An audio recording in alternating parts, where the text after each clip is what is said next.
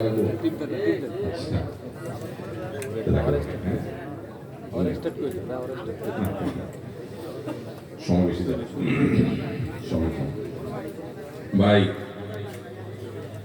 প্রশ্ন অনেক, এত প্রশ্ন উত্তর কিভাবে দেওয়া হবে আল্লাহ ভালো জানেন।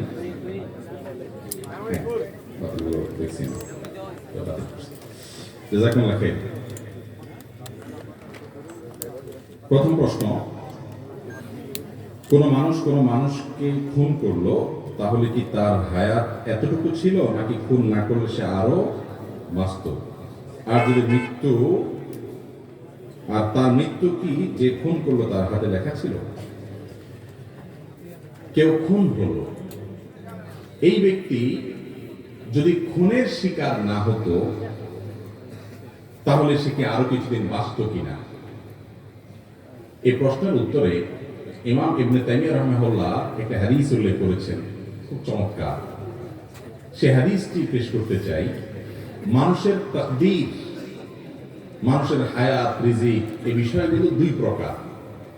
একটা আছে চূড়ান্ত, একটা আছে অচূড়ান্ত। চূড়ান্ত যেটা,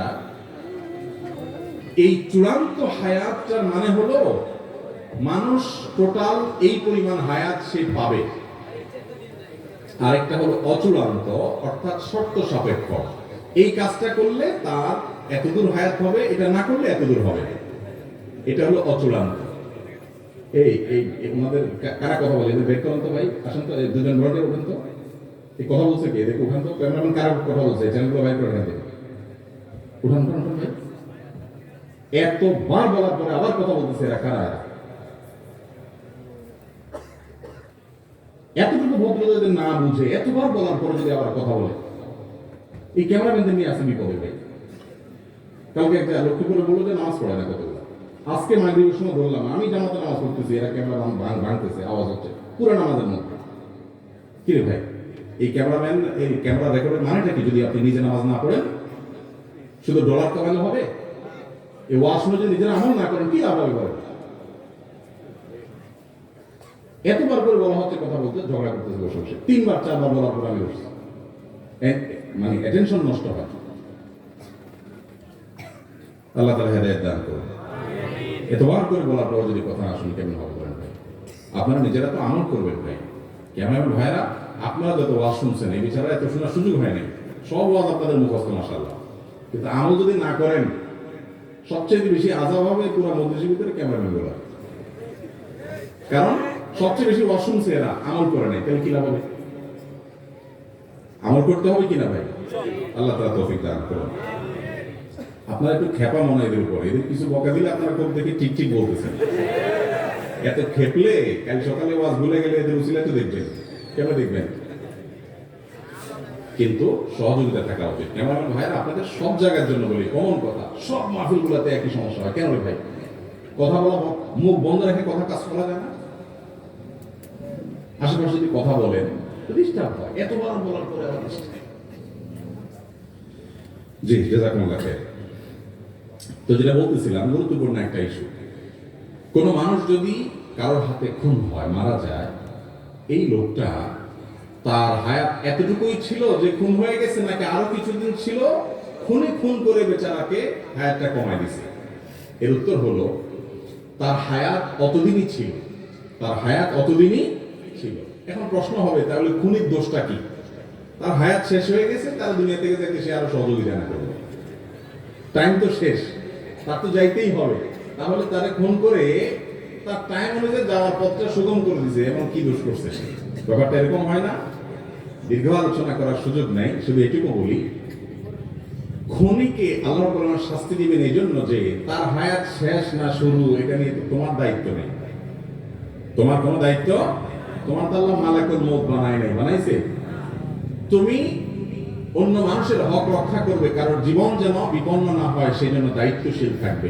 তুমি সেটা করো নাই, তোমার নিজের রাগের মাথায় হোক, ক্ষোভের মাথায় হোক, যেভাবে হোক, পাপের পথ, নিষিদ্ধ পথ তুমি গিয়েছো, সেজন্য তোমার শাস্তি হবে।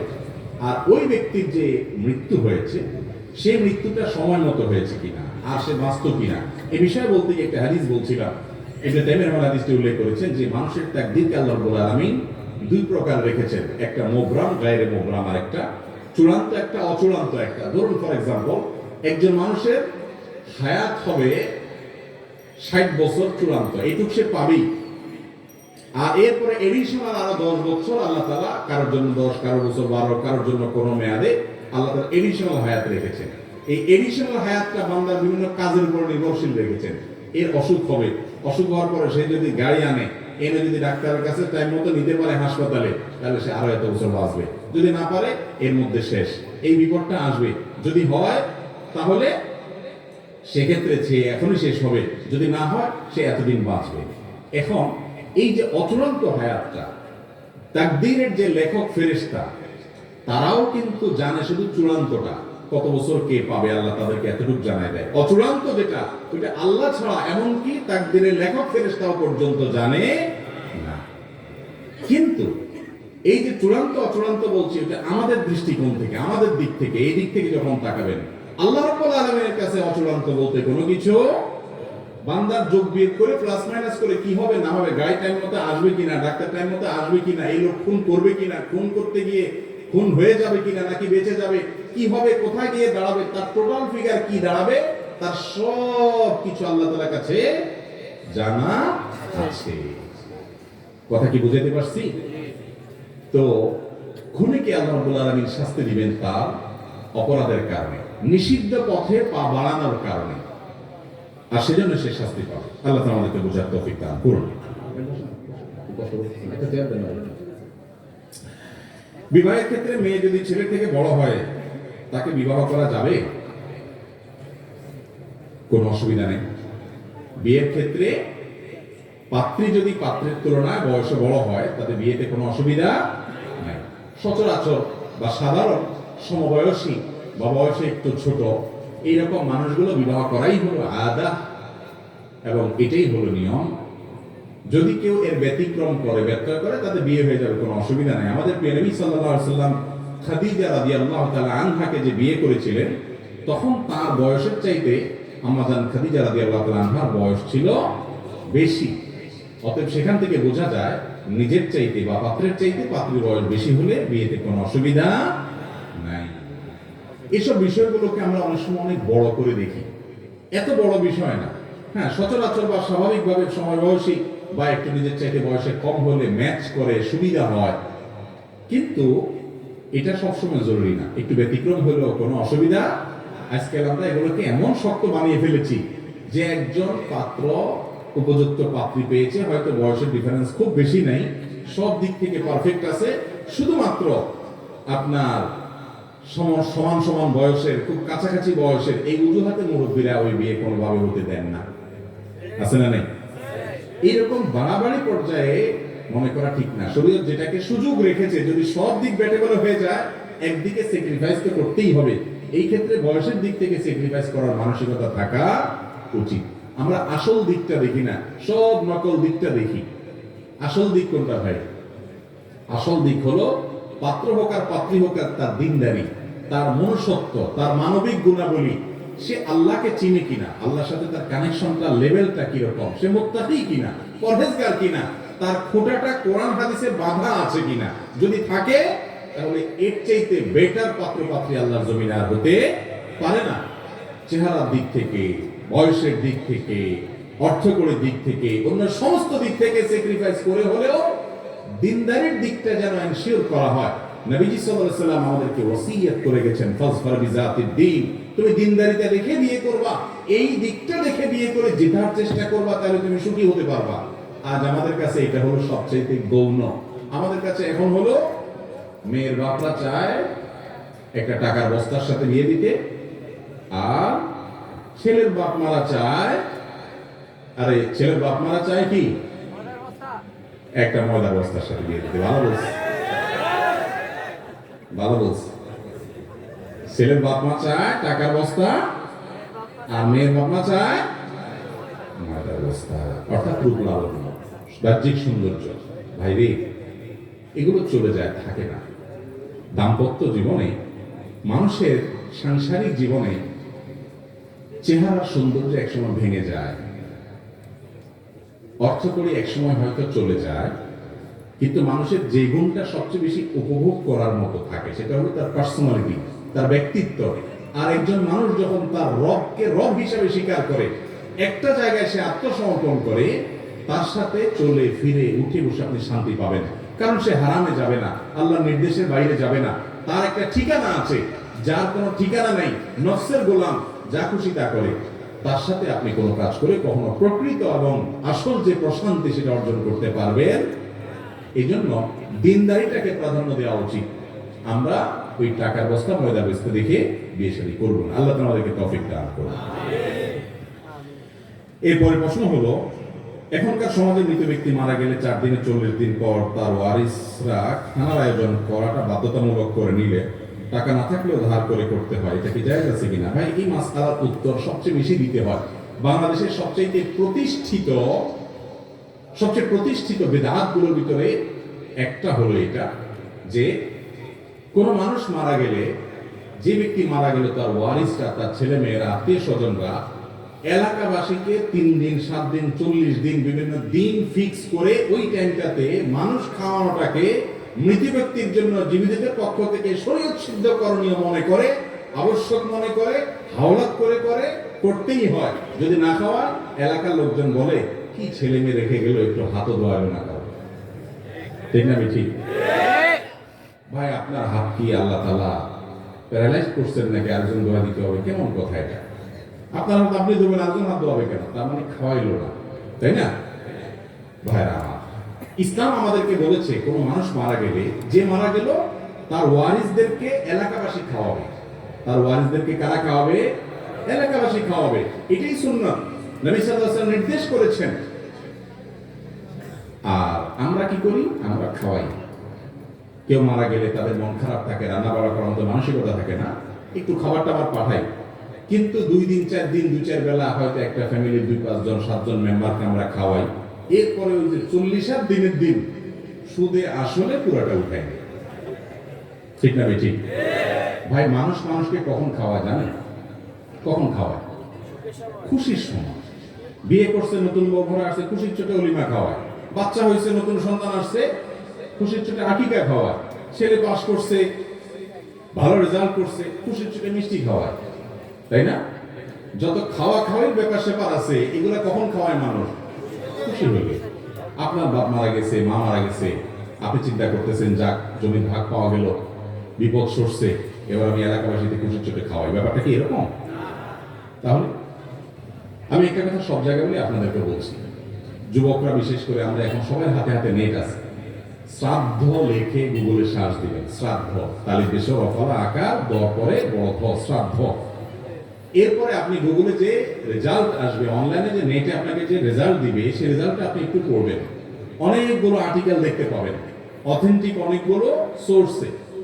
শ্রাদ্ধ বলা হয় আমাদের সমাজের হিন্দু ভাই বোনরা, তাদের কোন মানুষ মারা গেলে তারা মনে করেন যে ওই ব্যক্তির তরফ থেকে এলাকাবাসী, আত্মীয় স্বজন যদি না খাওয়ানো হয়, ওই লোককে স্বর্গে শুধু স্বর্ণদানা দেয় এবং খানা দেয় না, এরকম একটা বিশ্বাস তাদের আছে।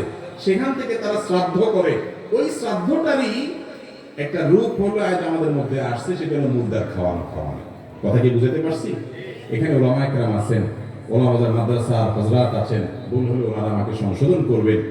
কোন মানুষ মারা যাওয়ার পরে তার ওয়ারিসরা এলাকাবাসীকে খাওয়াইতে হবে, দিনক্ষণ ঠিক করে বা ঠিক করা ছাড়া খাওয়াইতে হবে।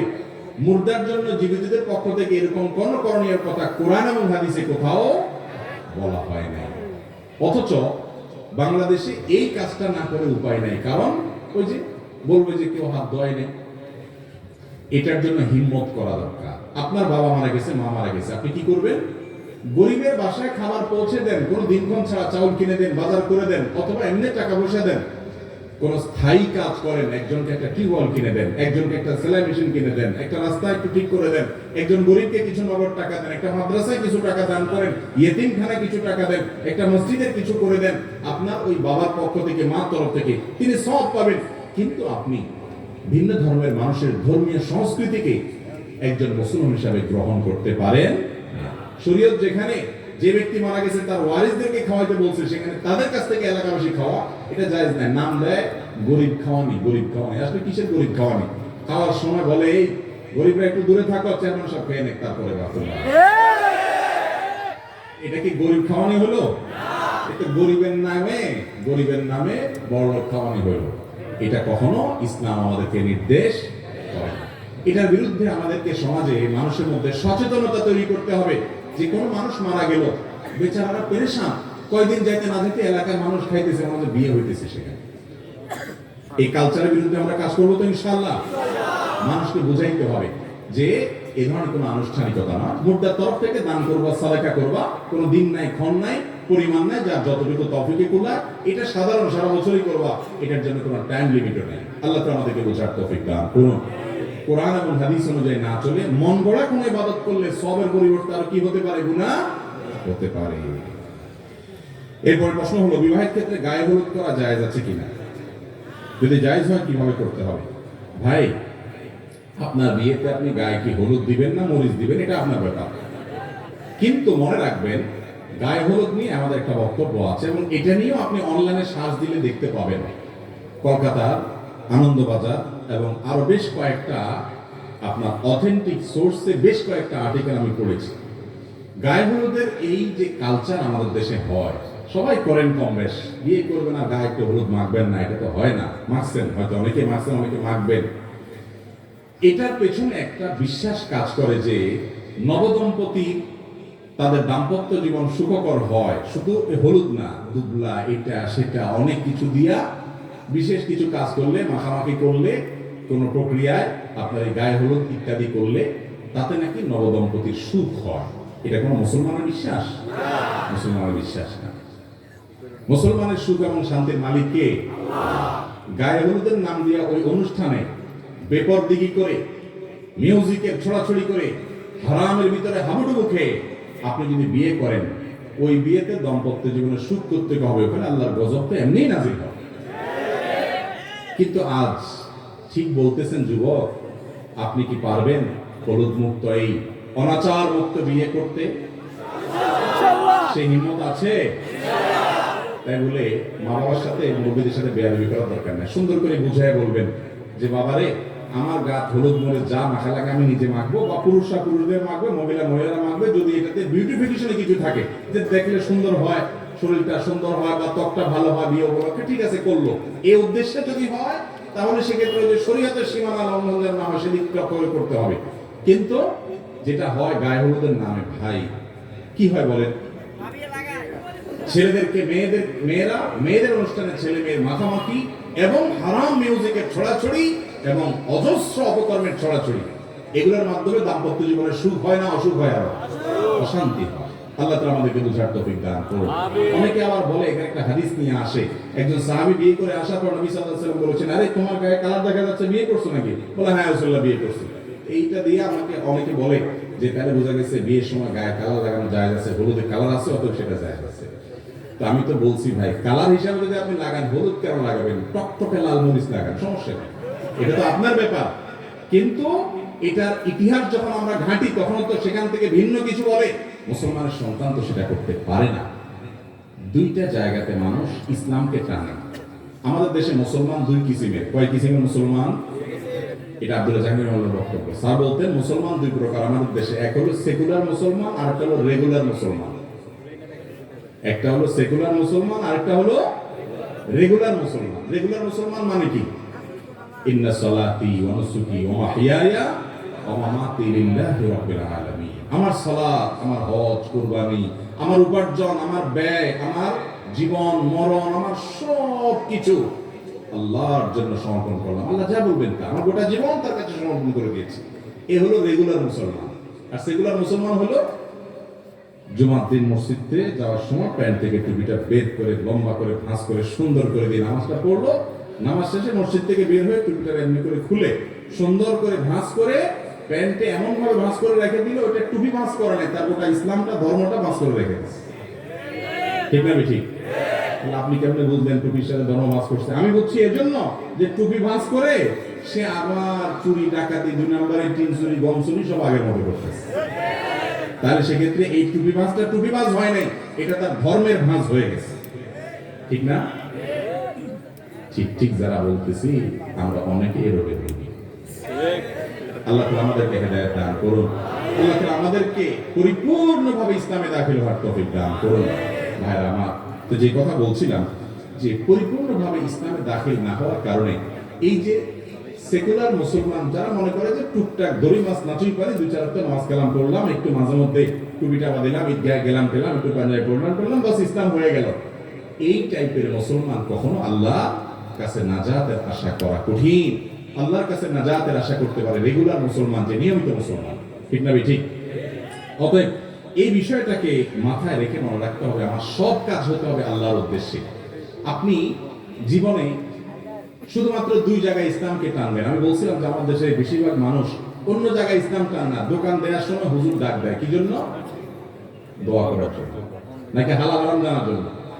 কয়জন দোকানদার আপনাদের সোনাগাজীতে আছে যে দোকান করার সময় ওলামাদের মাদ্রাসার একজন ওস্তাদকে রিকোয়েস্ট করছে, হুজুর একটু আসেন, আমার এই দোকানটাতে কোন কোন কাজ হারাম হতে পারে, কোন কোন কাজ হালাল হতে পারে, আমাকে ধরাই দেন, বুঝাই দেন, যাতে আমি হারামে না পাবো। এরকম ডাকে? ডাকে কি জন্য? হুজুর আসেন একটু দোয়া করে দেন, আমি যে দুর্নীতি করব, আমি যে মানুষের ঠকাবো, আমি যে দুই নাম্বারি করবো, বাকি খাতা মিথ্যা কথা লিখে রাখবো, আমি যত বদমাশি করব, সব মিলে আমার পয়সা চাই দিন শেষে, আপনি একটু দোয়া করে দেন, আল্লাহ যেন অনেকগুলো পয়সা দিয়ে দেন। কি বলেন? আল্লাহ দুনিয়ার সব মৌলবী মিলে যদি দোয়া করে আল্লাহ এই দোকানে বরকত দিবে, হারামের দোকানে। কিন্তু আমরা মুসলমানরা সেটা বুঝি না। ভাই, কোনো হুজুরের দোয়ার দরকার নাই, আপনি হক হালালি চলেন, আল্লাহর কাছে নিজে দোয়া করেন, ইনশাআল্লাহ আল্লাহ তাআলা আপনার ব্যবসা বরকত দিবে। আর আপনি হারাম খাবেন আর হুজুর যদি দোয়া করাবেন, কাজে আসবে না। আমার বোধহয় ইমামতির সময় 2001 সাল 2 সাল বা 3 সাল এরকম করে একটা সময় মনে করে এক মসজিদে আমি ইমামতি করতাম। একবার আমার মসজিদের সামনে একটা নতুন দোকান হচ্ছে, তো আমাকে ডাক দিয়ে দেখছি, হুজুর একটু আসেন দোকানে, কি হবে? দোকান উদ্বোধন হবে, আপনি দোয়া করে দিয়ে গেলাম। মানুষজন আছে অনেক, দেখি মিষ্টি প্যাকেট ট্যাকেট আছে, শুধু থারি থারি আপনার ধরে আপনার তাক সাজানো আছে, অন্য কিছু নেই। আমরা বললাম কিসের দোকান? তো তখন সিডির যুগ ছিল খুব বেশি, এখন তো সিডি চলে না। আমরা বলবো যে একটা সিডির দোকান দেবো আল্লাহ দিয়ে বাসা। আমি খুব বাবারে, এই সেই যুগে সিডির দোকান মানে কি আমরা তো সবাই জানি, তাই না? বেশিরভাগ ক্ষেত্রে আর কি সিডি মানে তো খারাপ জিনিস না, কিন্তু ব্যবহার তো সেক্ষেত্রে। আমি বললাম ভাই দোকান দেবেন সিডির, আমার একজন দোয়া করতে, কি দোয়া করবো বলে?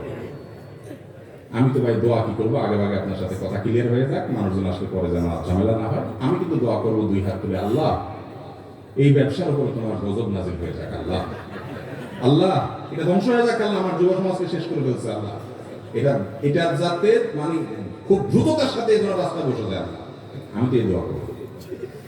এটা কোনো কথা বললেন আপনি? এত টাকা খরচ করে মিষ্টি আনছে, জিলাপি আনছে, আপনারটা ক্যান্সার আপনি দোয়া করবেন।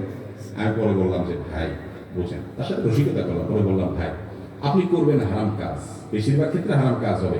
আমি যদি আল্লাহকে বলি, আমি কেন, মক্কার ইমাম সাহেব, মদিনার ইমাম সাহেবরা সবাই এসে যদি আল্লাহকে বলে, আল্লাহ আমরা সবাই মিলে সিদ্ধান্ত নিচ্ছি তোমার কাছে সুপারিশ করার, তুমি এই বেচারার এই হারাম কাজটাতে বরকত দিও, আল্লাহ দিবে কোনোদিন? আপনি এই কথাটা বুঝতেছেন না কেন ভাই? কি লাভ হবে আপনার সমস্ত দোয়া টোয়া?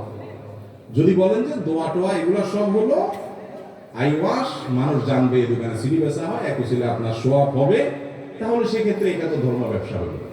এটা কি হলো? ধর্ম ব্যবসা হলো। তো এই ধরনের কাজগুলো আমাদের সমাজে আজকাল আমরা করি কি করি না?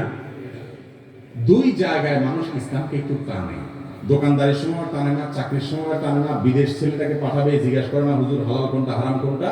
দুই জায়গায় ইসলামকে একটু টানে, এক হলো বিয়ে আর একটা হলো দাফন। দাফনের সময় মৌলভী সাহেব ডাক দেয়, বিয়ের সময় হুজুর আসেন বিয়েটা করা, ঠিক না বেঠিক? এটা যেন ইসলাম মতো হয় এটা চেষ্টা করে, আর দাফনের সময় চেষ্টা করে। এই দুই জায়গায় যখন আপনি ইসলাম একটু মানার চেষ্টা করেন, সেখানে পর্যন্ত আপনি এত পরিমাণ ভেজাল রেখেছেন, ইসলামী খুঁজে পাওয়া যায় না। বিয়ে একটা শরঈ বিষয়, একটা ইবাদত, ইসলামের একটা আমল, সেখানে আপনি গায়ে হলুদের নামে অনাচার করবেন, আল্লাহর অবাধ্য হবেন, হারাম কাজ করবেন, এই দাম্পত্য জীবনে আল্লাহ শান্তি দিবেন।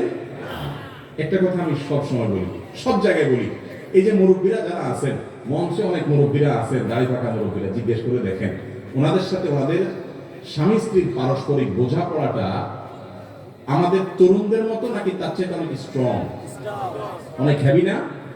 আজকাল তরুণদের দেখবেন সকাল বিকাল ঝগড়া লাগে, আজকে বিয়ে করেছে 6 মাস পরে ভেঙে গেছে, 3 দিন পরে দরবার হয়েছে, 6 দিন পরে মামলা হয়েছে, 10 লাখ 20 লাখ 50 লাখ মহর ধরে, কেন যাতে বিয়ে না ভাঙে, তবুও ভাঙে না, এত টাকা দিয়ে বাদ দেওয়া যায় না, ছুটে যায়। অথচ এত ভালোবাসাবাসি মুরব্বীরা এগুলো বুঝতেও না। এখন আপনি SMS এ ভালোবাসেন, মোবাইলে ভালোবাসেন, এমনি ভালোবাসেন, সিডিতে ভালোবাসেন, ফেসবুকে, মেইলে, কত রাস্তা ভালোবাসার আপনার। এত ভালোবাসার মধ্যে এত অশান্তি কেন? আর মুরব্বীরা ভালোবাসাবাসই তো পরের কথা। চাচি বেচারা 10-15টা পোলাপান পালতে পালতে শেষ, গরু ছাগলের খাবার জোগাড় করতে করতে শেষ, কাজের লোকদের খাবার জোগাড় করতে করতে শেষ। চাচার সাথে দিনে রাতে 24 ঘন্টায় একান্তে বেচারে 10 মিনিট একটু আলাপও করার সুযোগ পায় নাই। চাচা বেচারা কাজ করতে করতে অস্থির, কোনো সময় পায় নাই মহব্বত নিবেদন করার জন্য। কিন্তু তাদের যে ভালোবাসা আছে, আজকে যুবকরা যত বদমাইশির যত রাস্তা আছে, হারামের যত রাস্তা আছে, অবৈধ যত রাস্তা আছে, সবগুলা খুলে উজাড় করে দিয়ে ভালোবেসেও প্রকৃত ভালোবাসা পায়। এখন যুবকদের সে ভালোবাসা হলো মেড ইন চায়না, ঠিক না? ঠিক না? কেন? এই কেন প্রধান কারণ হলো, যেই বিয়েতে আল্লাহর অবাধ্যতা করা হয়, শান্তি দেওয়ার মালিক কে রে ভাই? সে আল্লাহ তো শান্তি দিবে না। এই জন্য আমাদের বিয়েতে কোনো অনাচার হবে না, হারামের কাজ হবে। শহর তো শহর, গ্রামও এখন শুরু হয়েছে। বিয়ে উপলক্ষে যে ডেক সেট আনা হয়, ধুম ধাড়াক্কা পিটাপিটি হয়, হার্টের রোগী এই আওয়াজে তার কষ্ট হয়। হ্যাঁ, রাত বিরাত আপনি প্রতিবেশীদের কষ্ট দিচ্ছেন কেন? কি হচ্ছে? বিয়ে হচ্ছে। ভাই আপনি বিয়ে করছেন, গান শুনে জাহান্নামে যাবেন, আপনারটা আপনি শুনেন, কিন্তু আপনার গানের বিকট আওয়াজে আশেপাশে মানুষের ঘুম হারাম হয়ে যাবে। এটা কোনো সভ্যতা হতে পারে? অথচ মুসলমান বিয়ের মধ্যে করছি আমরা। আপনাকে বদদোয়া দিচ্ছে, যে গান শোনা হারাম মনে করছে সে বদদোয়া দিচ্ছে, যারে আওয়াজে কষ্ট হচ্ছে সে বদদোয়া দিচ্ছে। একজন মোবাইলে কথা বলতে পারছে না বিকট আওয়াজের কারণে। এই বর্বরতা, এই অসভ্যতা যদি কারোর বিয়েতে থাকে, সেই বিয়ে থেকে বরকত কোত্থেকে আসবে? এই জন্য যুবকরা বিয়েকে সকল হারাম মুক্ত করে, অনাচার মুক্ত করে সুন্নাহ সম্মত বিয়ে করবো ইনশাআল্লাহ। সুন্নাহ সম্মত বিয়ের রূপরেখা নিয়ে আমরা একটা আলোচনা দীর্ঘক্ষণ একটা মাহফিলে করব। আল্লাহ তাআলা আমাদেরকে তৌফিক দান করুন। অনেক কথা বলে ফেলেছি। গায়ে হলুদ থেকে, গায়ে হলুদ এর যত আনুষ্ঠানিকতা আছে, এটাকে কেন্দ্র করে যত আনুষঙ্গিক কাজ আছে হারাম, সেগুলো যদি থাকে তাহলে এটা এমনি হারাম। আর এছাড়া এটার ইতিহাস বলে এটা ভুল বিশ্বাস, ভ্রান্ত বিশ্বাস থেকে এসেছে। অতএব গায়ের সৌন্দর্য বা অন্য কোনো উপকারিতার কারণে যদি কেউ দেন দিতে পারেন, কিন্তু শরীয়তের সীমার মধ্যে থেকে। ভাত খাওয়ার সময় সালাম দেওয়া যাবে কিনা? আমাদের সমাজে দেখি কেউ খানা খাচ্ছে, এমন সময় তাকে এসে সালাম দিলে তারপর সে বলে ভাত খাওয়ার সময় তো সালাম দেওয়া সঠিক না। আসলে কি তাই ভাই? খানা খাওয়ার সময় সালাম দেওয়া যায়? আমাদের দেশে অনেকে বলে খানা নামাজ পড়ার সমান, খানার ইবাদত করার সমান, ঠিক না? এটা বলে না অনেকে। অথচ খাওয়ার সময় সালাম দেওয়া যায়, কোনো অসুবিধা নেই। আপনি যে ব্যক্তিকে সালাম দিচ্ছেন তিনি খাওয়ার ফাঁকে ফাঁকে সালামের উত্তর দিবে। যদি লোকমা মুখে তাকে শেষ করে উত্তর দিবে। একান্ত সে মুখে দিচ্ছে, ওই টাইমে না দিয়ে অপেক্ষা করেন 2-4 সেকেন্ড। একটা পর্যায়ে গিয়ে তাকে সালাম দেন সময় মতো। কিন্তু খাওয়ার সময় সালাম দেওয়াতে অসুবিধা, সালামের জবাব দেওয়াতে অসুবিধা নেই। এই যে আমরা ছোটবেলা থেকে অনেকে শুনে আসছি যে খাওয়া নামাজ পড়া সমান, নামাজ আর খানার ইবাদত করা সমান, এগুলো সব আমাদের বানানো হাদিস, এগুলো কোরআন হাদিসে নাই। এরপরে প্রশ্ন হলো, মহিলাদের কণ্ঠে গজল অথবা কোরআন তেলাওয়াত শোনা জায়েজ হবে কিনা? ভাই, কোরআন তেলাওয়াত হইতে হবে সুমধুর কণ্ঠে, মিষ্টি কণ্ঠে। আর কোরআন তেলাওয়াতের ব্যাপারে হাদিসে আসছে লাইসা মিন্না মান লাম ইয়াতাগান্না বিল কোরআন, যে কোরআন তেলাওয়াতের সময় সুন্দর কণ্ঠ দিয়ে তেলাওয়াত করে না সে আমার উম্মত না। এখন মহিলারা যখন কোরআন তেলাওয়াত করবে তাদের কণ্ঠের সকল সৌন্দর্য তারা দিয়ে তেলাওয়াত করার চেষ্টা করবে, ঠিক না বেঠিক? এটাই তো কোরআন তেলাওয়াতের আদব। এখন যদি একজন পুরুষ গায়রে, যিনি পুরুষ বা পুরুষের জন্য, ওই মহিলার জন্য গায়রে মাহরাম, ওই ব্যক্তি যদি তার তেলাওয়াত শুনেন, তার কণ্ঠের ইসলামী সঙ্গীত শুনেন, ভালো খালি গলার কোনো ভালো সঙ্গীত শুনেন, তাহলে শুনতে গেলে তার কণ্ঠের যে কোমলতা, ওই কোমলতার ফলে এই ব্যক্তি এটা শোনার ফলে ফিতনায় পতিত হওয়ার আশঙ্কা আছে না নাই? এটাকে অস্বীকার করা যাবে? কিন্তু আজকাল এটাকে অস্বীকার করার মানুষও আছে, বলে না না আমাদের কোনো অসুবিধা হয় না। এই লোকগুলো হয় অসুস্থ না মিথ্যাবাদী। মনে রাখবেন, আল্লাহ তাআলা সৃষ্টি করেছেন যেভাবে, নেচারটা যেভাবে করে দিয়েছেন, এটা ব্যতিক্রম হয় না। অতএব আল্লাহ কোরআনে বলেছেন যদি মহিলারা কিছু চাবে কারোর কাছে, তাহলে ফালা তাখদানা বিল কওল, তারা কথা বলার সময় কথাকে কোমল করে বলবে না, আল্লাহ নিষেধ করেছেন। এখন আমাদের তো দুনিয়া সব উলটপালট হয়ে গেছে। কিরকম? বউ আপনার স্বামীর সাথে কথা বললে কর্কট ভাষায় বলে, হ্যাঁ বলো, এতবার ফোন দিচ্ছ, কি দরকারে কিছু বলবা কিনা। এরপর অন্য লোকের সাথে কথা বলে, জি ভাইয়া বলেন প্লিজ, ঠিক না? এখানে একে আমরা জানেন না, স্বামী স্ত্রী সবারই একই অবস্থা, মহিলাদের একই অবস্থা, পুরুষদের একই অবস্থা। পুরুষ বেচারা হয়তো দোকানদারি করে, কাস্টমার একটা আসছে, ওইটা মহিলা কাস্টমার মনে করেন, যে আপা বসেন বসে রে, আপাকে চেয়ার দাও, আপা বলেন কি খেদমত করতে পারে, আপা কি লাগবে, খুব সুন্দর সুন্দর। একই টাইমে যদি বউ ফোন দেয়, তুমি এত ক্যাস করো, তোমার কোনো কাজ কাম নাই বাড়িতে, কি বলবা যদি বলো, ঠিক না ঠিক? অথচ আমাদের সবচেয়ে সুন্দর ব্যবহারটা পাওয়ার কথা আমাদের স্বামী এবং স্ত্রী, জীবন সঙ্গী, ঠিক না ঠিক? সেই জায়গায় কর্কশ, বাইরে এসে মানুষের মধ্যে সাথে আমরা, এটা উচিত না। তো কোরআন তেলাওয়াত যদি মহিলাদের কোমল কণ্ঠে আপনার করা হয়, এবং কোমল কণ্ঠে করতেই হবে, ইসলামী সঙ্গীত গাওয়া হয়, সেটা যদি অন্য পুরুষরা শুনে ইসলাম শরীর দৃষ্টিকোণ থেকে সেটা জায়েজ হওয়ার কোনো কারণ থাকতে, একেবারে ছোট বাচ্চা মেয়ে হলো ভিন্ন কথা, ফিতনার আশঙ্কা সেটা ভিন্ন কথা, কিন্তু এরাতের জন্য এটা কিনে যায়। কিছু নেক্সুরেতে ধোকা আছে, শয়তান নেক্সুরেতে ধোকা দেয়। কোরআন তেলাওয়াত শুনতেছি মাশাআল্লাহ, অসুবিধা কি? হ্যাঁ, এটা হলো নেক্সুরেতে ধোকা। কোরআন তেলাওয়াত শুনতেছি, কিন্তু মহিলার কণ্ঠে পুরুষ শুনতেছেন। আপনি কোরআন তেলাওয়াত শুনতে শুনতে কত জগতে চলে যাবেন, কত চিন্তার ভিতরে ঢুকে যাবেন, আপনি নিজেও টের পাবেন না। ইসলাম আগে থেকে বাদ দিতে বলেছে। আর যারা ইসলামকে পছন্দ করে না, তারা বলে সমাজে কোনো দর্শন হতে পারবে না, যুবকরা খুব সাবধান। তবে তোমাদেরকে উস্কানির যত রাস্তা আছে সব আমরা খুলে রাখবো। বিজ্ঞাপনে, বিলবোর্ডে নারীকে আমি বিশ্রীভাবে ঝুলাবো, বিভিন্ন জায়গায় পণ্যের মতো নারীকে আমি উপস্থাপন করব, তুমি নিজের নিয়ন্ত্রণ করো। এ হলো ইসলাম। ইসলাম যারা পছন্দ করে না তাদের সিস্টেম। আর ইসলামের সিস্টেম কি? ওয়ালা তাকরাবুজ জিনা, আগে থেকে চোখের হেফাজত করো, তাতে সমস্যা সমাজের এমনি দূর হয়ে যাবে। আল্লাহ আমাদেরকে বোঝার তৌফিক দান করুন। আমাদের সমাজে অনেক পুরুষকে দেখি, তারা স্ত্রীর সাথে ঝগড়া হলে মাথা গরম অবস্থায় 3-4 তালাক দিয়ে দেয়, পরে দেখি তারা আবার সংসারও করে, আবার বলে রাগের মাথায় তালাক দিলে তালাক হয় না। সঠিক কোনটা ভাই? তালাক কি রাগের মাথায় হয় নাকি হয় না? তালাক কি মহব্বত করতে করতে ভালোবাসার চোটে বলে দেয় তোমাকে আমি 1, 2, 3, 4, 5 তালাক দিয়ে দেয়, কেউ বলে? আরে ভাই, তালাক তো হয়ই রাগে, তালাক তো হয়ই রাগে। যদি রাগের মাথায় তালাক না হয়, তাহলে দুনিয়াতে কোনো তালাকই, হ্যাঁ, রাগের মাথায় তালাক হয় না মানে হলো, যদি এরকম রাগ হয়, রাগের চোটে আপনার সেন্স নষ্ট হয়ে গেছে, আপনি জানেন না কি বলছেন, এইরকম যদি হয়ে যায়, আপনি কি বলছেন মুখ দিয়ে বাইরে জানেন না, অন্যরা বলতেছে তুমি রাগে চোটে বলে ফেলছো, এরকম যদি হয়ে যায়, কি বলছে সে জানে না, তার এরাদাও ছিল না, ওই রাগের ওই লেভেলে চলে গেলে সেটা পাগলের মতো হয়ে গেছে, তারটা মাফ, তালাক হবে না। কিন্তু আপনি জানেন কি বলছেন, এরপরে বলছেন না আমি রাগ করে বলছিলাম। তালাক এমন একটা জিনিস, আমি বিভিন্ন জায়গায় অনুরোধ করি, আজকেও বলছি, যারা এখনো বিবাহ করেন না তারা একটু শুনেন ভালো করে, যারা বিবাহ করেছেন তারাও শুনেন। আল্লাহর ওয়াস্তে দাম্পত্য জীবনে স্বামী স্ত্রীর মধ্যে যত ঝামেলা হোক, যত গন্ডগোল হোক, যত বুঝে অমিল হোক, আর যা করেন না করেন, খবরদার তালাকের কথাটা মুখের বাহির করবেন না। সালাতুন জিদ্দুহুন্না জিদ্দুন ওয়া হাজলুহুন্না জিদ্দুন, নবীজি বলেছেন 3টি কাজ দুষ্টমি করে হেসে হেসে করলেও হয়ে যায়, সিরিয়াসলি করলেও হয়ে যায়, তার মধ্যে একটা হলো তালাক। শয়তান সবচেয়ে বেশি খুশি হয় তালাক।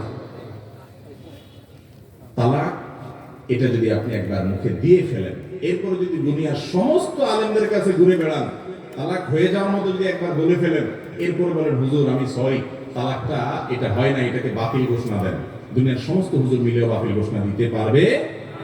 আমার জীবনে কত তালাকের মাসআলা দিতে গিয়ে যে চোখের পানি এসেছে সেটা বলার মতো না।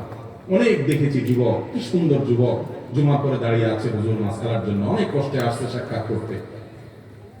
বিস্তারিত শোনার পরে বললাম ভাই, তালাক তো যেই পরিমাণ দিচ্ছেন সারা জীবনে, তাতে সম্পর্ক বহুত আগেই শেষ, আর ঘর করতে পারবে না। তখন চোখ দিয়ে পানি ছেড়ে দেয় যুবক, ছল ছল করে, হুজুর কোনো উপায় নাই। না ভাই, কোনো উপায় নেই হুজুর, আমি তো লজ্জিত, তওবা করছি। ভাই তওবা করে লাভ নেই, আপনি একটা ছুরি নিয়ে আমার বুকে মেরে দিলেন, আমার প্রাণ বের হয়ে গেল। এরপর আপনি যদি জিহ্বা কামড় দিয়ে বলেন ও সরি আমার তো ভুল হয়ে গেছে, আমি কি জীবিত হব?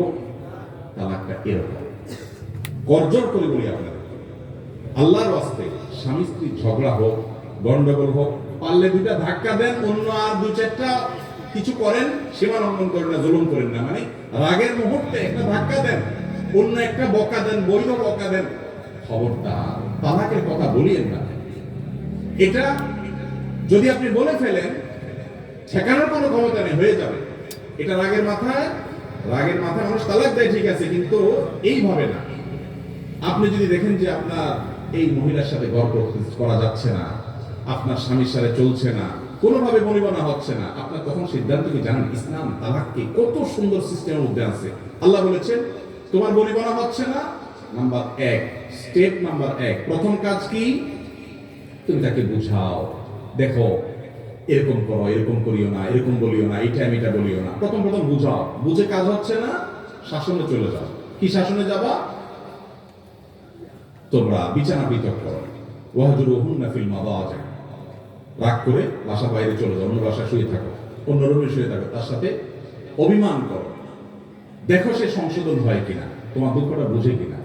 তাতেও যদি কাজ না হয়, তাহলে ফাবাহাসু হাকামান মিন আহলিহি ওয়া হাকামান মিন আহলিহা। তালাক দেওয়ার আগে স্টেপ নম্বর 3, উভয় পরিবারের মুরব্বীদেরকে জানাও যে মুরব্বীরা আমরা দুজনে বহু চেষ্টা করছি, কোনো সমাধানে আসছি না, আমাদের মধ্যে বলিবানা হচ্ছে না, আপনারা একটু বসেন। তাদেরকে দিয়ে, বুদ্ধিমান মাথাওয়ালা কিছু মুরব্বীকে দিয়ে একটু বসে মীমাংসা করার চেষ্টা করে। তাতে যদি হয় আলহামদুলিল্লাহ, তাতেও যদি না হয় স্টেপ নাম্বার 4 নম্বরের স্টেপে গিয়ে যদি মনে হয় না তালাক ছাড়ার উপায় নেই, এভাবে ছাড়তে গেলে অশান্তি বাড়তে খুনাখুনি হতে পারে, বিপদ হতে পারে, তাহলে এবার একজন দক্ষ আলেমের কাছে যান, একজন দক্ষ মুফতির কাছে যান, দারুল ইফতায় যান, একজন ভালো বিশেষজ্ঞর কাছে যান, যে বলেন ভাই এই হলো অবস্থা, আমি এখন তালাক ছাড়া বিকল্প নাই, সিদ্ধান্ত নিয়েছি তালাক নিতে হবে। মুরব্বীরাও বলছেন ঠিক আছে, আলাদা হওয়া ভালো, কিভাবে দেব আপনি বলেন। এবার উনি বলবেন এইভাবে দেন, এই ভাষায় দেন, ওই ভাষায় ওই পদ্ধতিতে দিবেন। এরপরে ছুটাছুটি ছাড়াছাড়ি হয়ে গেল, 2 বছর 5 বছর 10 বছর পরেও আমার কখনো আপনার ভিতরে অনুশোচনা হয়েছে না, রে লোকটা ভালো ছিল, হয়তো 2-4টা জিনিস খারাপ ছিল, আমরা একসাথে থাকতে পারলে ভালো হইতো, ইচ্ছে ভালো তো পেলাম না, বরং ফিরে গেলে ভালো হইতো।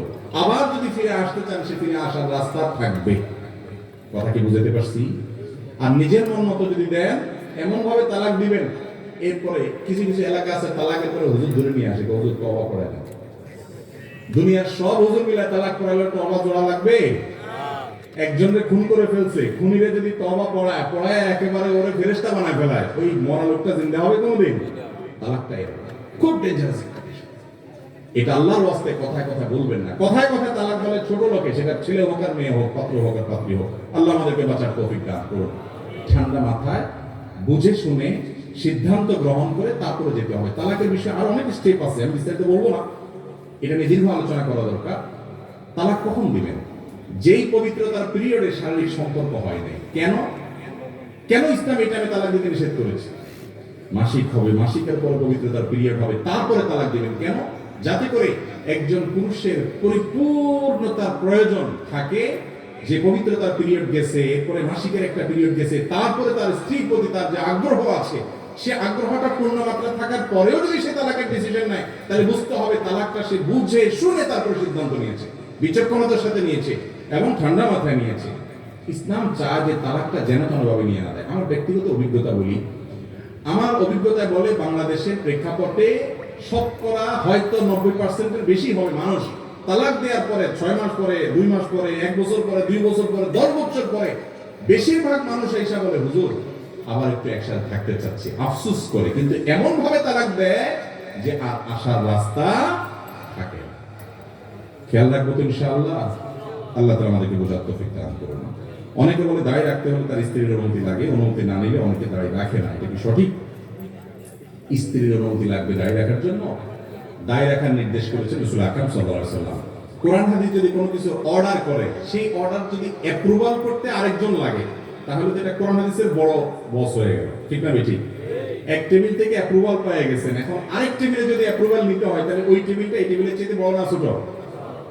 আল্লাহ নির্দেশ করেছেন, রাসূল নির্দেশ করেছেন আফুল্লাহা দাড়ি লম্বা করো। এখন যদি আপনি স্ত্রীর কাছে যায় পারমিশন নেওয়া লাগে, তাহলে তো রাসূল সাল্লাল্লাহু আলাইহি ওয়াসাল্লাম উপর রেখে ফেললেন তারা। ঠিক না বেঠিক? আল্লাহর নির্দেশে পরে আর কারো অ্যাপ্রুভাল নেওয়ার দরকার আছে? রাখতে হবে। এখন কথা হলো, বউকে তো মানাইতে হবে, বুঝাইতে হবে।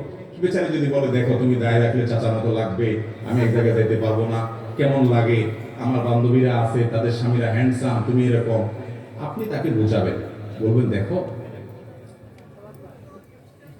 তুমি যেরকম আমার দায়টা তোমার ভালো লাগতেছে না, বলতেছো না রাখতে, ঠিক আছে, আচ্ছা তোমার দিকে খেয়াল রাখে আমি দায় নাই রাখলাম। আমার একটা আবদার আছে, কি? সেটা হলো যে তোমার মাথার চুলগুলো আমার একেবারে ভালো লাগে না, তুমি ওগুলো চেঁচে ফেলো প্লিজ। আমার ভালো লাগবে তুমি চুলগুলো চেঁচে ফেলছে। এরপর দেখেন মহিলা কি করে। তখন মহিলা বলবে তোমার আসলে ডাক্তার দেখানো দরকার। এটা তুমি কি বলবা? তখন আপনি এবার বলবেন যে ওই কথাটাই আমি বলতে চাইছিলাম, একটু সময় নিয়ে বললাম আর কি। যে আল্লাহ তাআলা তোমাকে চুল দিয়ে সৌন্দর্যমণ্ডিত করেছেন, ওই আল্লাহ আমাকে দাড়ি দিয়ে সৌন্দর্যমণ্ডিত। মহিলার নাই, পুরুষের আছে, বুঝতে হবে এটা মার্কা পুরুষের। মহিলাকে আল্লাহ দেন নাই, পুরুষকে শুধু দিয়েছেন। আর তো সবকিছুই প্রায় এক, মোচার দাড়ি ছাড়া সবকিছুই নখ, অন্যান্য লোম পশম সব এক, কিন্তু এই জায়গায় আল্লাহ পুরুষকে দিয়েছে। রাখার জন্য হিম্মত করতে হবে। আল্লাহ আমাদেরকে তৌফিক দান করুন। খোলাসা কথা হলো, স্ত্রীর পারমিশন নেওয়া এখনো জরুরি না, আল্লাহ নির্দেশ দিয়েছেন রাখবেন। তবে হ্যাঁ, দাম্পত্য জীবনে এক অন্যকে বুঝাই নেবেন। আমি যে পলিসি বলেছি হুবহু ওইটা আবার অ্যাপ্লাই করতে গিয়ে মাইদুর খায় না। আমি বললাম আর কি কথার কথা, স্বামী স্ত্রী খুনসুটি করবে, রসিকতা করবে, আদর স্নেহ করে ভালোবাসা দিয়ে একজন আরেকজনকে বুঝাবে, মিউচুয়াল আন্ডারস্ট্যান্ডিং মধ্যে আসবে। এরকম একেবারে কাঠখোট্টা কিসিমের হবেন না, আমি দাঁড়িয়ে রাখছি তুমি ঘর করলে করো না, বাবার বাড়ি যাও, এরকম কাঠখোট্টা টাইপের হবেন না। একটু বুঝাই নেবেন, আমি সেই কথাটা বলছি। আল্লাহ তাআলা আমাদেরকে বুঝার তৌফিক দান করুন। তা আগে থেকে যদি ওই 8 বস্তা দেখে বিয়ে করে থাকেন, তো আর বুঝায় কি কাজে আসবে? এই জন্যই তো দিনদারি দেখা বিয়ে করতে হবে। অনেক মহিলারা বলে সকালে ঘর ঝাড়ু দেওয়া ছাড়া ও রাত্রে ঘর থেকে কাউকে কিছু দেওয়া যাবে না। ও সকালে ঘর ঝাড়ু দেওয়া ছাড়া কাউকে দেওয়া যাবে না, রাতে ঘর থেকে কিছু দেওয়া যাবে না। কিছু হাদিস আছে, হাদিসটা হলো হাদিসুন নেসা। হাদিসুন নেসা বুঝেন? এগুলো আমাদের মা চাষিদের মধ্যে প্রচলিত আছে, কোরআন হাদিসে এগুলোর কোনো অস্তিত্ব। এটা হলো এরকম একটা হাদিস যে ঘর ঝাড়ু দেওয়া ছাড়া কাউকে কিছু দেওয়া যাবে না। এগুলোর পিছনে বিভিন্ন ভিন্ন ধর্মের মানুষদের বিশ্বাস আছে, কাজ করে। এরকম আরো অনেক কিছু আছে, কিছু জাল হাদিস আমি চিন্তা করছি এগুলো নিয়ে। এগুলো কেন বানাইছে, কারা বানাইছে? সৎ উদ্দেশ্যে কিছু জাল হাদিস বানাইছে। সৎ উদ্দেশ্যে জাল হাদিস বানাইলেও সেটা অসৎ কাজ, হারাম কাজ। যেমন রাতে নখ কাটলে কি হয়? রাতে নখ কাটলে ওই যে নখকুনি হয়, বাচ্চা বলছে, দেখছেন? এটা হয়, সেটা হয়, দেখছেন? মুখস্থ এদের। আচ্ছা, রাতে নখ কাটলে কোরআন হাদিসে কোথাও নিষেধ নাই, আপনি রাতে কাটেন, দিনে কাটেন। এটা আমার মনে হয় কোনো সময় মুরব্বীরা চিন্তা করছে, পোলাপান রাতে নখ কাটতে গেলে অন্ধকারের মধ্যে, তখন হারিকানে মেমবাতিতে আপনার চেরাগের আলোতে কি আর আলো থাকে, কাটতে গেলে আপনার কাটতে পারে। এই জন্য হয়তো পোলাপান একটা হাদিস বানাই দিছে আর যে রাতে নখ কাটলে এটা হয়, যাতে দিনে কাটে। বাবা তখন হয়তো ঠিক ছিল, আলো ছিল না, ফকফকে আলো, দিনের চেয়ে বেশি আলো, কারণ যদি সুবিধা হয় সে কাটবে, কোনো অসুবিধা নাই। একইভাবে দেখবেন যে আপনার অনেকে বলে, হুজুর শুনছি বই খোলা রাখলে, পড়ার বই খোলা রাখলে শয়তান পড়ে ফেলে। আমি বলি শয়তান পড়ে ফেললে ভালো তো, এটা মানুষের কিন্তু ভালো, যদিও শয়তান পড়ে শয়তানই করবে। যাই হোক, এটা একটা ভিত্তিহীন কথা, ফালতু কথা, মিথ্যা কথা, এর কোনো ভিত্তি নেই। ভাই, শয়তান যদি বই পড়তে চায় সে খুলেও পড়তে পারে। আর শয়তান, সে তার জন্ম হয়েছে কত আগে, তার সব মুখস্থ, আপনার বই পড়ার দরকার নাই, সেটুকু রেখে দিবে না। এগুলো অযথা কথা। আমার মনে হচ্ছে এটাও কোনো মুরব্বীরা বানাইছেন এই জন্য যে পোলাপান বই খোলা রেখে দৌড় দেয় এদিকে সেদিকে, বাতাসে, মরগে, এটাতে সেটাতে, গ্রামে গঞ্জে অসুবিধা হয়, ছিঁড়ে যায় পাতা ফুটা, পোলাপানে ছিঁড়ে ফেলা। এই জন্য যাতে বন্ধ করে থুয়ে যায়, দায়িত্বশীল ভাবে গোছায় থুয়ে যায়, এই জন্য একটা হাদিস মিথ্যা বানাই দিছে আর কি, যেটা হইলে শয়তান পড়ে। বুঝেন নাই কথা? এরকম অনেক কিছু আছে। কোরআন হাতে থেকে পড়লে কি করা লাগে? ওই যে ডাল দিতে হয়, চাল দিতে হয়, লবণ দিতে হয়, এক এক এলাকায় এক একটা আছে। এটাও জাল হাদিস। কোন মুরব্বীরা হয়তো বানাইছেন এই চিন্তায় যে কোরআন বেটা ধরবা, তুমি সিরিয়াসনেসের সাথে ধরবা, কেমন করে ধরছো, কেমন ধরছো, তোমার হাতে পড়ে গেছে। ওরে মানুষ করার জন্য একটা হাদিস বানায় নিছে জাল, যে পড়লে যাতে চাল ডাল লবণ দেওয়া লাগে। বাবা, তখন চাল ডাল লবণ অনেক দাম ছিল, কষ্ট করে জোগাড় করতে হতো। আর 2 কেজি 1.5 কেজি চাইলে এখন কোনো ব্যাপার, পোলাপানের 5 MB টাকা এইটা করা লাগবে বললে পোলাপান ভয় পাবে। এগুলো তখন কোন সৎ উদ্দেশ্যে মানুষ বানাইছে। এরকম অনেক ফালতু কথা আছে, শুনে রাখেন। এই কথাগুলো মনে হচ্ছে খুব সহজ কথা, সহজ কথা না, এগুলো অনেক বড় কথা। আল্লাহ বলেছেন, ওয়ান তাকুলু আলাল্লাহি মা লা তা'লামুন। আল্লাহ তাআলার ব্যাপারে তোমরা না জেনে কিছু বলবা না, মন গড়া কিছু বলবো না, এগুলো গুনাহের কথা, জায়েজ নেই। আল্লাহ তাআলা আমাদেরকে বুঝার তৌফিক দান করুন। এগুলো এক ধরনের ছোট শিরক, এক ধরনের শিরক, যে মুমিনের ভালো মন্দ, ইমানদারের ভালো মন্দ সব কার হাতে? এসব ফালতু বিশ্বাস করা যাবে না, অযথা বিশ্বাস করা যাবে না। অনেক রকমের আছে এরকম। সকালবেলায় আপনার ঝাড়ু দেখলে এটা হয়, কাক দেখলে ওইটা হয়, কাকের ডাক শুনলে এটা হয়, বাম চোখ লাফাইলে এটা হয়। আমরা লিস্ট করলে কয়েকশো হবে এরকম জাল হাদিস আছে এবং ভিত্তিহীন কথা আছে। ওষুধ খাওয়ার সময় বিসমিল্লাহ বলা যাবে কিনা? অনেকে বলে বিসমিল্লাহ বললে রোগে বরকত হয়ে যাবে, এটা কি সঠিক? ভাই, ওষুধ খাওয়ার সময় বিসমিল্লাহ বলবেন কিনা? প্রত্যেকটা গুরুত্বপূর্ণ কাজে শুরুতে বিসমিল্লাহ বলবেন। কুল্লু আমরিন যিবালিন লাম ইবদা বিসমিল্লাহি ফাহুয়া আবতার আও আখতা। যে কোনো গুরুত্বপূর্ণ কাজ আল্লাহর নাম নিয়ে শুরু না করলে ওটা অপূর্ণাঙ্গ থাকবে। এজন্য ওষুধ পান করা, ওষুধ সেবন করার সময় কি করবেন? বিসমিল্লাহ বলেই সেবন করবেন। বিসমিল্লাহ পড়লে রোগে বরকত হবে, কোন ওষুধে না বরকত হবে? আপনার মতো দিকে গেছে কেন?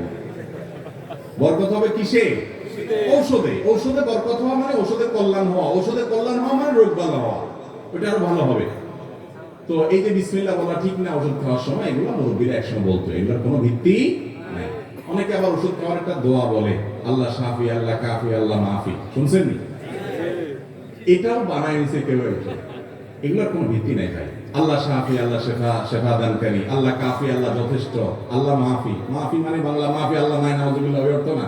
আল্লাহ মাফি মানে আল্লাহ মুআফিন থেকে, আল্লাহ মুআফিন আর কি। তো এই যে কথাগুলো বলা হয়, এই কথাগুলো আপনার বিশেষ করে দোয়াটা, এটা কোরআন হাদিসে আসে নাই। আপনি আল্লাহর নামে বিসমিল্লাহ বলে ওষুধ সেবন করে ফেলবেন, ইনশাআল্লাহ আল্লাহ তাআলা কি দিবেন? শেফা দান করবেন। এরপরে প্রশ্ন হলো, মাহরামের সামনে শরীরের কতটুকু অংশ মুক্ত রাখা যাবে? মাহরামের সামনে একজন নারী, মাহরাম পুরুষের সামনে, ধরুন শ্বশুরের সামনে, তারপর তার বাপ ভাইয়ের সামনে, যাদের সাথে দেখা দেওয়া জায়েজ আছে, তাদের সামনে শালীন পোশাকে থাকবেন, মার্জিত পোশাকে থাকবেন। তার চেহারা, তার হাত, তার পা, পায়ের বোঝা, এই অংশগুলো তারা দেখাতে পারেন, মাথা, এগুলো মুক্ত রাখতে পারেন। ফিতনা সংকুল এই সময় নিজেকে যতটা শালীন রাখা যাবে স্বামী ছাড়া অন্যদের সামনে, ততটাই নিরাপদ এবং ততটাই সেফ, ততটাই ব্যক্তিত্ব বহন করে। এই জিনিসটা খেয়াল করতে হবে। বাকি শরীয়তের সীমা ক্ষেত্রে যথেষ্ট আপনার প্রশস্ত।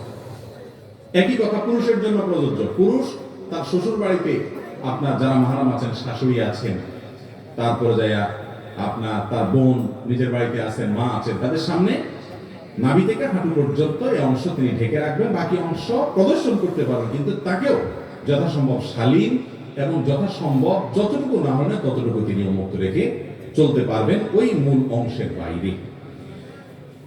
এর পরের প্রশ্ন হলো,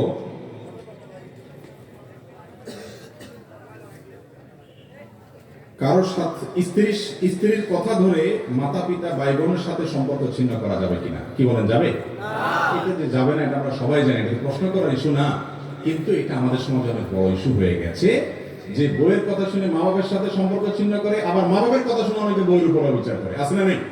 এই দুইটার কোনোটাই করা যাবে না, বরং সবার সাথে কথা ব্যালেন্স করে চলতে হবে, প্রত্যেকের যার যার হক আদায় করতে হবে। কারোর সাথে রাগ করে নিজের জন্য কোনো কিছুকে হারাম করলে এর প্রতিকার কি? কারোর সাথে রাগ করে যদি আপনি নিজের জন্য কিছু হারাম করেন, এটা জায়েজ নাই। লিমা তুহাররিমু মা আহাল্লাল্লাহু লাক, আল্লাহ যেটা হালাল করেছেন সেটাকে নিজে হারাম করা যাবে না। যদি আপনি কোনো খারাপ কাজের নিয়ত করেন যে আমি এটা করব সেটা করব, ভুল নিয়ত করেছেন এবং সেটা মান্নত যদি হয়, মান্নাদার আইয়াসি আল্লাহ তাআলা ইয়াসিহি, যে ব্যক্তি মানত করলো আল্লাহর অবাধ্য হওয়ার, খারাপ কিছু করার, সেই মানত কি করবে না, পুরা করবে, এটা ভঙ্গ করবে এবং কসমের কাফারা দিয়ে দিবে, 10 জন মিসকিনকে খাওয়াবে বা 3 দিন রোজা রাখবে। অনেক লোক বাহিরে চলাফেরা, কাজকর্ম সব স্বাভাবিক করতেছে, কিন্তু মসজিদে চেয়ার নিয়ে নামাজ পড়া কতটুকু সঠিক? এই প্রশ্ন তো বিভিন্ন জায়গায় দিয়েছি আমরা। যদি সে মাজুর হয়, একান্ত মাজুর হলে কি করতে পারবে? মসজিদে চেয়ারে বসে নামাজ পড়তে পারবে, দাঁড়ানো বা বসা। ভাই প্রশ্ন তো শেষ করে দিব, তাহলে কেউ ঢুকতেছেন কেউ উঠতেছেন, ব্যাপার কি ভাই? জি। এরপর প্রশ্ন হলো, কোন কারণে একটা রোজা মিস হলে কয়টা রোজা রাখতে হবে? একটা রোজা মিস হলে রোজা রাখতে হবে কয়টা ভাই? একটাই। যদি আপনার অসুস্থতার কারণে হয় তাহলে তো আল্লাহ তাআলা মাফ করবেন, আর ইচ্ছাকে যদি না রেখে থাকেন আল্লাহর কাছে মাফ চাবেন, তওবা করবেন, আর কাজা হিসেবে কয়টা রাখতে হবে? একটার জন্য একটাই রাখতে হবে। আর এরপরের প্রশ্ন হলো, রাসূল সাল্লাল্লাহু আলাইহি সাল্লাম ছাড়া কোনো পীর বা ব্যক্তির নামে দরুদ পড়া যাবে কিনা? যেমন কোন কোন দরবারে বিভিন্ন পীরের নামে যারা দরুদ আছে, আসসালাতু ওয়াসসালামু আলাইকুম বলে। ভাই দুরুদের ক্ষেত্রে সারা বিশ্বের সমস্ত উলামায়ে কেরাম একমত, রাসূল করিম সাল্লাল্লাহু আলাইহি সাল্লাম ছাড়া অন্য কারোর জন্য সালাত সালাম, এই সালাত শব্দ ব্যবহার করে দুরুদের যে ফরম্যাট, ওই ফরম্যাটে স্বতন্ত্র দুরুদ পাঠ করা যাবে না। এটা মাকরুহ, অপছন্দনীয়, এবং এটা দোয়া এবং সৎ উদ্দেশ্যে করলেও ভালো না। বরং কি করতে হবে? নবী করিম সাল্লাল্লাহু আলাইহি সাল্লামের সাথে দুরুদের অন্যদের নাম যুক্ত করে, যে তার প্রতি এবং তার পরিবারের প্রতি, অন্য মুসলমানদের প্রতি, অন্যদের প্রতি অন্যদেরকে যুক্ত করা যাবে। এটা রাসূল আকরাম সাল্লাল্লাহু আলাইহি সাল্লামের শানের দিকে তাকিয়ে। এরপরে অনেক প্রশ্ন, একটা প্রশ্ন নিচ্ছে এখান থেকে, মৃত ব্যক্তির পাশে কোরআন তেলাওয়াত এবং 4 দিন 40 করার বিধান কি? 40 বিধান শেষ হয়ে গেছে, মৃত ব্যক্তির সামনে কোরআন তেলাওয়াত। ভাই কোরআন তেলাওয়াত করতে হবে জীবিত ব্যক্তির সামনে, তাকে শোনানোর জন্য। যিনি মারা গেছেন তার সামনে তেলাওয়াত করলে তিনি শুনতে পাবেন। ওমা আনতা বিমুসমি'আন মান ফিল কুবুর। আপনি মৃত ব্যক্তিকে যেহেতু শোনাতে পারবেন না, তাহলে এবার তার সামনে কোরআন তেলাওয়াত করার কোনো ফজিলত নাই। মৃত ব্যক্তি কেউ মারা গেলে তার চারপাশে লাশের চারপাশে ঘিরে মানুষ কোরআন তেলাওয়াত করে, অনেক সময় হুজুর ভাড়া করে আনে কোরআন তেলাওয়াত করা হয়, এগুলো ইসলামের নির্দেশ না। আপনি নিজে তো কোরআন তেলাওয়াত করেন, করার পরে এর সওয়াব মৃত ব্যক্তির জন্য আপনি সদকা দিতে, হাদিয়া দিতে পারেন কিনা, বকশিশ দিতে পারেন কিনা, অনেক ওলামা একরাম বলেছেন পারে, এবং এর সপক্ষে অনেক দলিল দিলে আছে, অনেক লম্বা আলোচনা আছে। কিন্তু মৃত ব্যক্তিকে কোরআন শোনানো বা তার লাশকে ঘিরে কোরআন তেলাওয়াত করা, এটা মৃত ব্যক্তিকে বিদায়ের কোনো আমল না। অনেক মানুষ আছে টাকা হাওলাত দিতে চায় না, কিন্তু সুদে লাগায়, সুদের গুনাহ আযাব সম্পর্কে বলেন। আবার কেউ কেউ আছে হাওলাত নিলে ওই টাকা সহজে দিতে চায় না। খুব গুরুত্বপূর্ণ প্রশ্ন। দেখেন, হাওলাত দেওয়া এটা একটা বড় ধরনের ইবাদত এবং সওয়াবের কাজ, এটা আমরা ভুলে গেছি। আমরা এখন এত স্বার্থপর হয়েছি যে ধার দেব, কি লাভ আমার, লাভ ছাড়া ধার দেই না। লাভ নিয়ে ধার দেওয়া এটা হলো সুদ। সুদকে আল্লাহ তাআলা হারাম করেছেন। আপনি তাহলে ধার কেন দিবেন? ধার এই জন্য দিবেন, কোন কোন ক্ষেত্রে ধার করলে দামের সমান সওয়াব হয়, কোন কোন ক্ষেত্রে দানের চাইতে আরো বেশি সওয়াব পর্যন্ত হতে পারে যদি ধার দেওয়া হয়। এটা আজকে উঠে গেছে কর্জে হাসান আমাদের সমাজ থেকে। কর্জে হাসানকে প্রতিষ্ঠিত করতে হবে, তাহলে সুদ দুনিয়া থেকে বিদায় হবে। যিনি কর্জা নেন সে ব্যক্তি আবার ঘোরাঘুরি করেন, টাকা একবার নিতে পারলে পরে ওর পিছে পিছে পাওনাদার বেচারা ঘোরা লাগে, ঠিক না ঠিক? মনে হয় যে ভিক্ষা চাইতেছে, এরকম একটা অবস্থা। নবী করিম সাল্লাল্লাহু আলাইহি ওয়াসাল্লাম বলেছেন, তোমার মধ্যে সবচেয়ে ভালো মানুষ সে যে ব্যক্তি লোন পরিশোধ, দেনা পরিশোধের মধ্যে ভালো মানুষের পরিচয় দেয়, টাইম মতো পরিশোধ করে। চেষ্টা করবো তো ইনশাআল্লাহ। লোন নিতে হবে, কাউকে হাওলাত দিয়েছেন, দেয় না দেয় ভয় আছে, শরীয়ত বন্ধকের সিস্টেম রাখছে, কিছু বন্ধক রাখেন, ওই সমমূল্যের জিনিস রাখেন, যদি সে গড়িমসি করে ওইটা বিক্রি করে টাকা উঠাতে পারবেন, তাই কিন্তু সমাধান হয়ে গেল। এই জন্য হাওলাত দেওয়ার সিস্টেমে আমাদেরকে আসতে হবে। এটা দুনিয়া থেকে বিদায় হয়ে যাওয়া একটা ইবাদত। ভালো মানুষরাও আজকাল হাওলাত দেয় না, কারণ স্বার্থ ছাড়া কিছুই করে না। আল্লাহ তাআলা আমাদেরকে বুঝার তৌফিক দান করুন। আমাদের সমাজে চা দোকানে দেখি একজন আরেকজনের পিছনে বদনাম, পরনিন্দা, গীবত করে। গীবতের গুনাহ কি হুজুর? গীবতের গুনাহ তো আমরা সবাই জানি, আল্লাহর কাছে সবচেয়ে জঘন্য পাপগুলোর মধ্যে একটা হলো গীবত করা, হারাম। নিজের আপন ভাইয়ের গোশত খাওয়া, মৃত মরা ভাইয়ের লাশের গোশত খাওয়া যেরকম ডেঞ্জারাস অপরাধ এবং নোংরামি, কোন মানুষের পেছনে তার সমালোচনা করা সেরকম নোংরামি এবং অসভ্যতা। চা দোকানগুলো বেশিরভাগ ক্ষেত্রেই আমাদের দেশে এটা চায়ের দোকান না, এটা গীবতের দোকান। এটা কিসের দোকান হয়ে গেছে ভাই? শুধু গীবতের দোকান না, এটা একটা open talk show. Open talk show বুঝেন? টেলিভিশনে যেরকম টক শো হয় 2-3 জনে, এখানে ওপেন টক শো হয়, 24 ঘন্টা টক শো চলতে থাকে, বিভিন্ন পলিটিক্যাল ইস্যুতে, হাইপোথেটিক্যাল ইস্যুতে, বিভিন্ন বিষয়, ঠিক না ঠিক? ভাইরা আমার, আপনি চার দোকানে বহু জিন্দেগি কথা বলেছেন। আব্দুল জানি একটা কথা বলতেন, রহমানুল্লাহ একটা কথা বলতেন, যে আপনি চা দোকানে বসে 20 বছর 30 বছর ধরে আড্ডাবাজি করছেন এবং বহু গল্প করেছেন। কি লাভ হয়েছে? 10 টাকার মালিক হয়েছেন, 10টা আমলনামায় সব লেখা হয়েছে, বরং গুনাহ বহুত লেখা হয়েছে। ওই টাইমটাতে নিয়ে নিজের স্ত্রীর সাথে একটু মহব্বতের কথা বলেন, আমলনামায় কিছু সব লেখা হবে ইনশাআল্লাহ। কথা কি বুঝতে পারছি? আল্লাহ তাআলা আমাদেরকে গীবতের ভয়াবহ গুনাহ থেকে বেঁচে থাকার তৌফিক দান করুন। মহারণা দেওয়া ছাড়া স্ত্রীকে স্পর্শ করা যাবে কিনা? মহারণা না দেওয়ার গুনাহ কি? মহারণা দেওয়া ছাড়া স্ত্রীকে স্পর্শ করলে জিনার গুনাহ হবে না বা গুনাহ হবে না, কিন্তু স্ত্রীকে মহারণা দেওয়াটা এটা অবশ্য কর্তব্য, স্ত্রীর হক, অধিকার। যদি না দেওয়া হয়, কিয়ামতের দিন স্ত্রী এটা আদায় করে ছাড়বে, সেদিন কেউ কাউকে ছাড়বে না। এই জন্য মানুষের কাছে, দেনাদারের কাছে, পাওনাদারের কাছে যেরকম আপনি দেনা থাকে, স্ত্রীর কাছে আপনার দেনা হলো মহরের টাকা। মহর এই পরিমাণ ধরবেন যেটা দিতে পারবেন। 10 লাখ টাকা ধরবেন, 10 টাকা আপনি বেচা যান না, এই মহর ধরা ঠিক না। যতটুকু ধরবেন ততটুকু কি করতে হবে? দিতে হবে। আমাদের সমাজে অনেকে বলে নতুন বিল্ডিং করার সময় ঘরের কিনারে,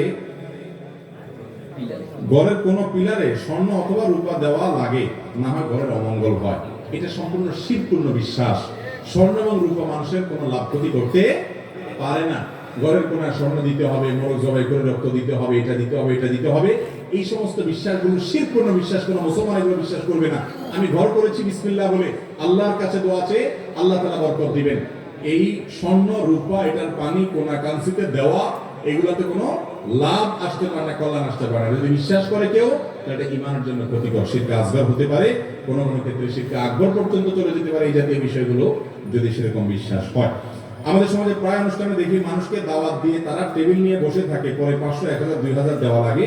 অনেক মানুষ টাকার কারণে দাওয়াতে যেতে পারে না, তা কি জায়েজ আছে? ভাই, কাউকে দাওয়াত দেওয়ার পরে যদি আপনি টেবিল নিয়ে বসেন, তাহলে আপনার চাইতে বাজারের হোটেলগুলো অনেক ভালো। কারণ হোটেলগুলোর সিস্টেম হলো আপনি খাওয়া দাওয়া করেন, যাওয়ার সময় ক্যাশের কাছে আসলে জিজ্ঞেস করে কত হয়েছে, এত হয়েছে, দিয়ে দেন। বেশিরভাগ এরকমই সিস্টেম হোটেল আমাদের দেশে, তাই না? আর এটা হলো ঢুকার সময় টেবিল চেয়ার নিয়ে, খাতা কলম নিয়ে বসে আছে, ভাই আগে কি আনছেন দিয়ে যান, খানা পরে, ঠিক না ঠিক? আমি প্রায় বলি ভাই, ডাকাতি করার সময় একটা অস্ত্র রাখে, আর এরা ডাকাতি করার সময় চেয়ার টেবিল আর খাতা কলম নিয়ে বসে। বেশ কম এতটুকু, এটা হলো ভদ্রবেশে ডাকাতি। যুবকরা একটু প্রতিজ্ঞা করেন তো, আমার বিয়েতে কোনো প্রকার চাঁদাবাজি চলবে না, আমার বিয়েতে কোনো প্রকার চাঁদাবাজি আমি অ্যালাউ করব, কিন্তু এটা বুকের বল নিয়ে বলার জন্য কিছু পয়সা করে কামাইতে হবে আগে। মা বাপ বলবে 2 টাকা নিজে কামাইতেও পারে না, আবার বাধাও দিবা, তখন ঝামেলা করবেন কি করবেন না। এই জন্য হক হালালে কামার জন্য পরিশ্রম করুন, যুবকরা পরিশ্রমী হবেন। এর পাশাপাশি আপনি এই অনাচারের বিরুদ্ধে দাঁড়াবেন। ভাই, আজকাল কিছু কিছু দাওয়াত আছে, এগুলো পাইলে মানুষের মন খারাপ হয়, বিশেষ করে মধ্যবিত্ত, নিম্ন মধ্যবিত্তের। অলিমার দাওয়াত দিলে, আকিকার দাওয়াত দিলে, বিয়ের দাওয়াত, এই জাতীয় দাওয়াত দিলে, কেন? কারণ জানে এখানে ফ্যামিলির সবাই মিলে খাইলে না 2000-3000 টাকা খাইতে পারবো, এর বেশি না, কিন্তু দেওয়া লাগবে 5000। ঠিক না ঠিক? লস প্রজেক্ট, তার চাইতে চাইনিজে খাওয়া ভালো। এই জন্য এরকম কোনো অনাচার করা জায়েজ নাই। চন্দ্র ও সূর্য গ্রহণের সময় গর্ভবতী মা যদি বাঁকা হয়ে শুয়ে থাকে, ও কিছু কাটাকাটি করে, তার কারণে সন্তান কি তাই হয়? গর্ভবতী মা যদি চন্দ্রগ্রহণের সময় একটু বাঁকা হয়ে শোয়, তাহলে সন্তান বাঁকা হবে কিনা? ভাই, এই সমস্ত আজগুবি বিষয়গুলো আমাদের সমাজ থেকে আলহামদুলিল্লাহ অনেকখানি উঠে গেছে, এখনো আসে। বিশেষ করে চন্দ্রগ্রহণ সূর্য গ্রহণের সময় এই প্রশ্নটা হাজার হাজার মানুষ করে দেখি। চন্দ্রগ্রহণ সূর্য গ্রহণের সময় একজন পুরুষ যদি বাঁকা শুইতে পারে, একজন মহিলাও বাঁকা শুইতে পারবে, কোনো অসুবিধা? একজন পুরুষ যদি কাটাকাটি করতে পারে, মহিলাও কাটাকাটি করতে পারবে। এই মহিলাদের বিরুদ্ধে যত মিথ্যা ফতোয়াবাজি চলে এবং ভুলভাল ফতোয়াবাজি চলে, চন্দ্রগ্রহণ সূর্য গ্রহণের সময় কোনো কিছু কাটা যাবে না, ফল কাটা যাবে না, মাছ কাটা যাবে না, বাসার বাইরে যেতে পারবে না, বাঁকায় শুতে পারবে না, এই কথাগুলো নিছক কুসংস্কার। এগুলোর সাথে কোরআন হাদিসের কোনো সম্পর্ক নাই। আল্লাহ রাব্বুল আলামিন আমাদের সবাইকে যা শুনলাম, বললাম, বুঝলাম, এগুলোর আমল করার তৌফিক দান করুন। এটা কি আবার দরকার নাই, প্রশ্নগুলো অনেক প্রশ্ন, এগুলো বারবার বলা হয়েছে।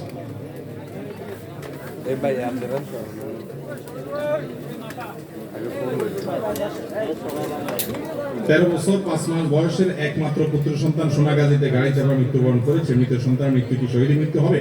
গাড়ি চাপায় মৃত্যুবরণকারী মানুষের মৃত্যু শাহাদাতের মৃত্যু, হুকমান শাহাদাতের মৃত্যু হবে ইনশাআল্লাহ। এই হস্তে যেন রাখা যায়, কারণ 5 শ্রেণীর মানুষকে হাদিসে শহীদ বলা হয়েছে।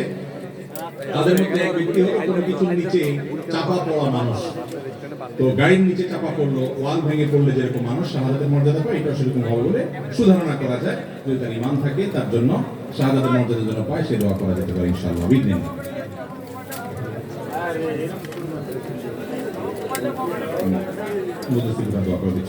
ভাই, আলহামদুলিল্লাহ, এম হাসান ফাউন্ডেশন কর্তৃক আয়োজিত আজকের এই চমৎকার এবং অসাধারণ বিষয়ভিত্তিক আলোচনা এবং তাফসীর কোরআন মাহফিলে যারা যেভাবে সহযোগিতা করেছেন, পরিশ্রম করেছেন, বিশেষ করে আমাদের এই ভাইরা এত বেশি পরিশ্রম